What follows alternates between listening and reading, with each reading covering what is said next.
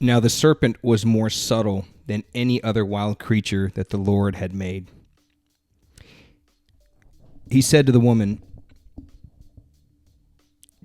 "Did God say, 'You shall not eat any tree of the garden?'" And the woman said to the serpent, "We may eat of the fruit of the trees of the garden.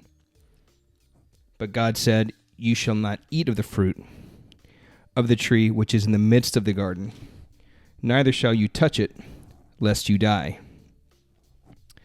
But the serpent said to the woman, 'You will not die, for God knows that when you eat of it, your eyes will be opened, and you will be like God, knowing good and evil.' So when the woman saw that the tree was good for food, that it was a delight to the eyes, and that the tree was to be desired to make one wise, she shook of its fruit and ate. And she also gave some to her husband, and he ate. Then the eyes of both were opened, and they knew they were naked, and they sewed fig leaves together and made themselves aprons. And they heard the sound of the Lord God walking in the garden in the cool of the day. And the man and his wife hid themselves from the presence of the Lord among the trees of the garden. But the Lord God called to the man and said to him, "Where are you?" And he said, "I heard the sound of you in the garden, and I was afraid, because I was naked, and I hid myself." He said, "Who told you you were naked? Have you eaten of the tree of which I commanded you not to eat?" The man said, "The woman whom you gave to be with me, she gave me fruit of the tree, and I ate." Then the Lord said to the woman, "What is this that you have done?" The woman said, "The serpent beguiled me, and I ate." The Lord God said to the serpent, "Because you have done this, cursed are you above all cattle and above all wild animals. Upon your belly you shall go, and dust you shall eat all the days of your life. I will put enmity between you and the woman, between your seed and her seed. He shall bruise your head, and you shall bruise his heel." To the woman he said, "I will greatly multiply your pain in childbearing. In pain you shall bring forth children. Yet your desire shall be for your husband, and he shall rule over you." And to Adam he said, "Because you have listened to the voice of your wife, and have eaten of the tree of which I commanded you, you shall not eat of it. Cursed is the ground because of you. In toil you shall eat of it all the days of your life." And so that's it goes on and on. That is essentially the fall of man in Genesis, right? The beginning. So there's a few things there that stand out to me that I want to unpack. One of which was after they ate the fruit, their eyes were opened. That part I'm going to talk about in another video. But the one thing that really stood out to me here was when Eve took of the fruit. Well, first off, the serpent, right, i.e. the devil, i.e. Satan, asks her a question.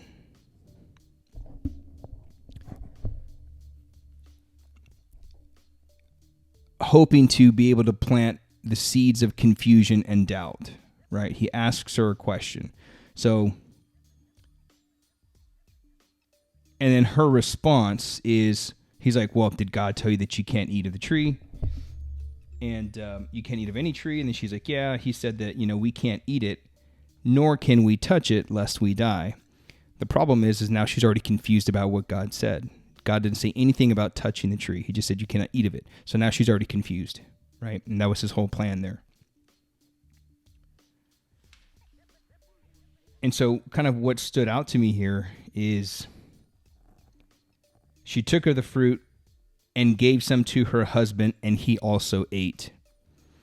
Right? So to me, as I'm reading this, basically Adam stood there and did nothing. He knew the law. He knew this was, if you think about it, this was God's first commandment. Do not eat of this tree. So he knew it, and yet he stood by while the devil tempted and confused his wife. And so I start to think, like, how many times have I stood by and maybe not stepped into my kingship, right, to govern and protect my wife and my children, right? These are questions that I ask myself. So when have I stood by like Adam and did nothing and have done nothing? So that was a big thing that stood out to me there. The next thing that stands out to me is, God comes walking into the garden and they hide themselves. Adam hide. He calls specifically to Adam, the leader. And he calls him, he says, "Where are you?" So clearly God is not asking Adam of his geographical location, because he's God, he's omnipotent, he knows everything. He knows exactly where Adam's at. But what he's asking him is, where are you in relation to me? Right? And what he's doing here is he's giving Adam the opportunity for confession, which is one of the 7 sacraments. He's given Adam the opportunity to reconcile and to offer penance for what he did. All right, this is where confession enters. But what does Adam do? He blames his wife. He refuses to take on responsibility, and he hides. How many men are hiding today? How many men are hiding things from our wives? How many men are hiding their emotions? How many men are just hiding in general? A lot. I know I hid for a very long time. Many things that I've hidden from people that, I think we do that. It's a safety mechanism, right? Maybe we've been wounded. Maybe we've had, something in our childhood, whatever. So we begin to guard ourselves. We begin to hide. We begin to shut down. We don't share. We hide our emotions. We hide, the things that we're up to, and I'm not going to, you don't have to, every man kind of knows his own, what he's hiding, right? From his wife, from his family, from himself, from people that can help him. And so I noticed Adam does that specifically. He hides. God calls to him. And when God calls him, "Where are you?" he does not take responsibility. How many men hide and don't take responsibility and yet blame their wife or blame what other circumstance or situation is kind of going on in their lives, right? And so instead of seizing that opportunity, approaching God with a contrite heart, with a humble spirit, and saying, look, Lord, I screwed up. Here's what I did. Here's what I failed to do. I did not express my kingship. I did not govern and protect my wife when the serpent was tempting her. Please have mercy on me, a poor sinner, right? If he would have had that approach, we probably wouldn't be here. I wouldn't be making this video, right? Who knows? But yet he didn't. Instead, he decided to place blame on his wife. He's like, well, the woman that you gave to me, she took the fruit and she ate it. And so, and then she gave it to me.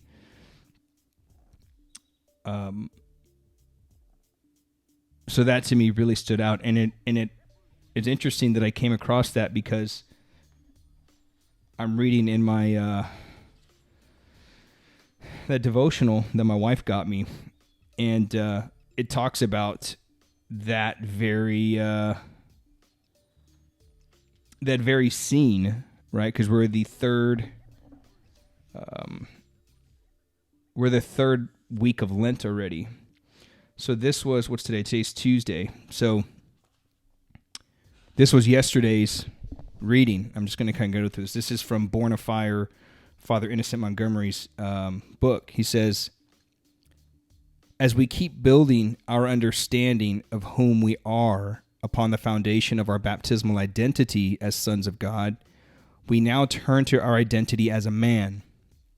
Jesus has a deep desire to reveal to us what it means to be a real man as we follow him into the desert. We cannot allow the world to define us as men. The macho man with a hard heart or the bachelor with a cold heart. These definitions of masculine identity are dangerous for us, and we have to reject them. We are in the desert, and we look only to Jesus as our guide. It will be helpful to begin this meditation by accepting the reality of our broken manhood. Because of the brokenness we inherited from Adam, we often find ourselves frustrated with our masculine hearts, beset with weakness. We can struggle with discipline, responsibility, virtue, commitment, purity of heart, patience, anger, and all the rest. I invite you to make this examination personal. Right now in the desert, where do you experience your brokenness? My brother, we are tempted to hide just like Adam did in the garden. We hide from God, spouses, kids, friends, and especially from our brokenness. We are afraid that we will be exposed in our weakness, rejected, and left alone. We cower away from responsibility to protect and provide for the ones we love. And in doing so, our masculine hearts are robbed of their identity. This can leave our masculinity unfocused and aimless. This is our broken inheritance. We need to face this in the desert. I believe the answer to this brokenness is grit. I rely here on the insights of psychologist Dr. Angela Duckworth, who wrote on this extensively. Simply put, she defines grit as living with both passion and perseverance. What does this look like in practice for our masculine hearts? Because we are called to imitate Jesus' own heart, we begin with his example for us. We are called to be men of holy passion and right desire, with grace and virtue. We are called to focus our hearts on all that is good, true, and beautiful, and to sacrifice ourselves to protect it. We are called to be men, captivated by love, especially love of God, love of family, and love of neighbor. This love is the passion and the desire that wells up in our hearts, and we should long to offer our lives in sacrifice for the ones we love. For this passion, our masculine hearts will endure any suffering or setback for the sake of being faithful to our responsibility. This passion leads to perseverance. As men, we hold out to the end for the sake of love. In the face of my brokenness and weakness, I will not hide or turn to some false coping mechanism that the world can offer, but instead let my heart well up with passion for the love of God and for the truth about my identity that he has given me. And with his grace, I will persevere in this truth. I will persevere in the face of trial and struggle. This perseverance grounds us in what it means to be a man. Remember that Jesus takes us into the desert to show us what it means to be a man. He is willing to offer his whole life for us. He will teach us how to do this. We are called to be men of perseverance, men after his own heart. This is your identity. Remember this. And so, man, so much there where he talks about, Adam hid in the garden, right? We hide from God. We hide from our spouses. We hide from our own vulnerability, right? I talked about this in yesterday's episode where I mentioned the hidden, actually it was a link that I posted in the description of yesterday's video, some of the hidden connections that is jiu-jitsu, right? And how I feel the more that I look back that jiu-jitsu is like male initiation, right? It is where we can really tap into our masculinity, right? Our virtuous masculinity, right? I think as men, deep down, we want to be vulnerable, but we hide from that. We can't be vulnerable because we don't want to be made fun of. We don't want to appear weak, like you name it, right? But in jiu-jitsu, you will be vulnerable, and yet you have no control over that. And I think that's one of the reasons why I think we gravitate to that, because we want to be able to trust in our fellow man that's next to us, in our community, etc., right? So that part really stood out to me. We're afraid. We hide because we're afraid to be exposed of our weakness. We're afraid to be rejected and being alone, right? But ultimately, all we do is we really end up kind of isolating ourselves anyway. And when we hide, we cower away from responsibility, like Adam blaming his wife, not kind of letting her take the fall, letting her take the carry all the hard work, right? And ultimately, that just leads to and when you start hiding, it just leads to it leads to other things, right? You turn to false coping mechanisms, right? It could be drugs, alcohol, porn, like you name it. All because, again, all because we hide. We refuse to take responsibility. And so that is where a community comes in. You need a community of other men on the same journey as yourself. And so that is the fifth element of a strongman. And so I want to let you know that the journey, you don't have to be alone on the journey, that you do need a gang of better men that, like I mentioned, men that are on the same journey as yourself. And if you feel like this is you, if you can relate to this message, if you've been hiding, if you don't know who you can trust, if you're looking for a plan, if you're looking to become better, I'm going to be opening some new spots in the Better Man Blueprint program. This is a 16-week men's coaching program where I help men become stronger and more virtuous men, right? I help men balance the 5 elements of a strong man: how to be strong in your mind, your body, emotions, spiritually, and how to be strong in your community. Ultimately, allowing you to show up better for your family, all while being able to do this in a few hours a week and still have time for yourself. If that sounds like something you'd be interested in, I'm going to drop a link in the description area. It's a direct link to my personal calendar. Book a time, because I only open up a handful of spots, like 10 days at a time. Right now, the last I checked, I don't even know. I think there was less than 10 spots over the next week or so. Grab one of those times. Let me know what works for you. We'll set up a time to chat and see if it would make sense for you to join the Better Man Blueprint, to become a better man, so that way you're no longer hiding from your wife, from your kids, from your community, and ultimately becoming a better man. All right. So that's it, man. That's all I got. Appreciate you watching. See you on the next one. Peace.